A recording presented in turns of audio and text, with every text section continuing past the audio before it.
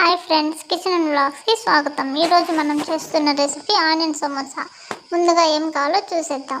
ఒక కప్పు మైదా పిండి తీసుకోండి. దాంట్లోకి సరిపడినంత ఉప్పు కలుపుకోండి ఫ్రెండ్స్. మన టేస్ట్ తగ్గట్టుగా సాల్ట్ అనేది యాడ్ చేసుకోవాలి. ఆ తర్వాత 2 టేబుల్ స్పూన్లు ఆయిల్ని యాడ్ చేసుకోండి ఫ్రెండ్స్. తర్వాత కొంచెం కొంచెం కలుపుకుంటూ ఉండండి. కొంచెం వాటర్ యాడ్ చేస్తూ కలపండి. మెత్తగా ఉండలు లేకుండా కలుపుకోండి ఫ్రెండ్స్. నిదానంగా అన్నీ బాగా కలిపేటట్టుగా చూడండి. ఇలా కలుపుకుంటూ కొంచెం కొంచెం వాటర్ వేసుకుంటూ ఇలా చపాతీ ముద్దలా తయారు చేయండి ఫ్రెండ్స్.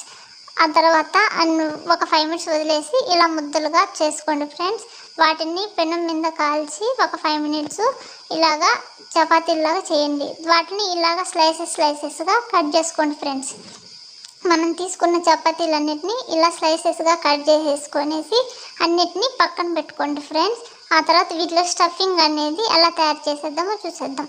ముందుగా ఒక ఆనియన్ కట్ చేసుకోండి.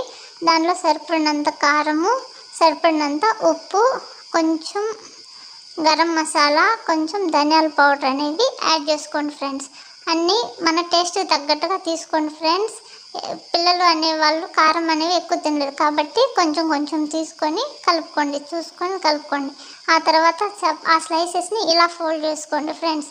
తర్వాత మనం కలుపుకున్న స్టఫింగ్ని ఇలా యాడ్ చేసుకునేసి దాంట్లో పెట్టుకోండి ఫ్రెండ్స్. ఒక టేబుల్ స్పూన్ మైదాని ఇలా చిక్కగా కలుపుకొని దాన్ని అలా రుద్దండి ఫ్రెండ్స్. ఇలా అప్లై చేయడం వల్ల ఆ ఓపెన్ అనేది అది ఊడిపోకుండా సమోసా అనేది షేప్ అనేది బాగుంటుంది ఫ్రెండ్స్. ఇలాగా అప్లై చేస్తున్న విధంగా అప్లై చేసుకోవాలి ఫ్రెండ్స్.